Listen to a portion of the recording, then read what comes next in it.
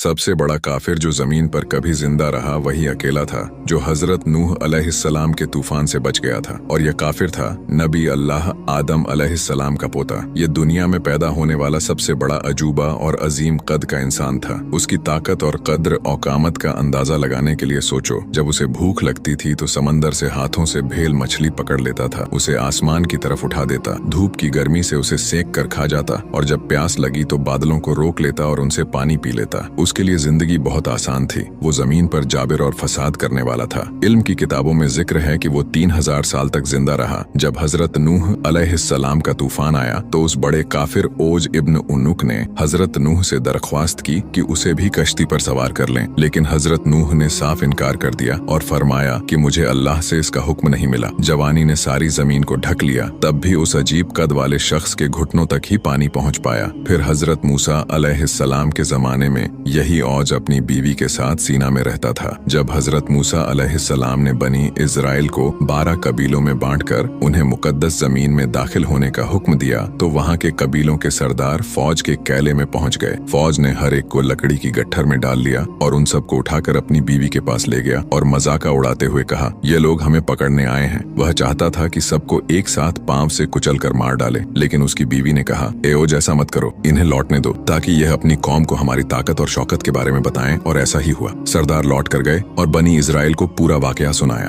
बनी इजराइल डर गए और हजरत मूसा से कहने लगे, आप और आपका रब जाइए और लड़ाइए, हम तो यहीं बैठे हैं। इसी दौरान ओज ने बनी इजराइल पर हमला करने का फैसला किया। वो एक बहुत बड़ी चट्टान अपने हाथ में उठाए हुए था। अचानक अल्लाह ने एक बड़ा परिंदा भेजा जिसने अपनी चोंच से उस चट्टान को कुरेद कुरेद कर तोड़ डाला और वह चट्टान फौज के सर पर गिरी और जमीन पर गिर पड़ा। फिर हजरत मूसा अलैहिस्सलाम ने अपनी लाठी से उसे एक ही वार किया और वो उसी वक्त मर गया। ये लाठी आम लाठी नहीं थी, इसमें एक अजीम राज्य था। इसी लाठी ने बनी इजराइल को नजात दी। इसी से समंदर 2 हिस्सों में बट गया और इसी ने फिरौन और उसकी कौम को हैरान कर दिया जब वो बड़े अजगर में बदल गई थी। यारो कमेंट्स में लिखो ला इलाहा इल्लल्लाह, ये तुम्हारे लिए कल क़यामत के दिन गवाही देगा। यही है इस कहानी का नूर।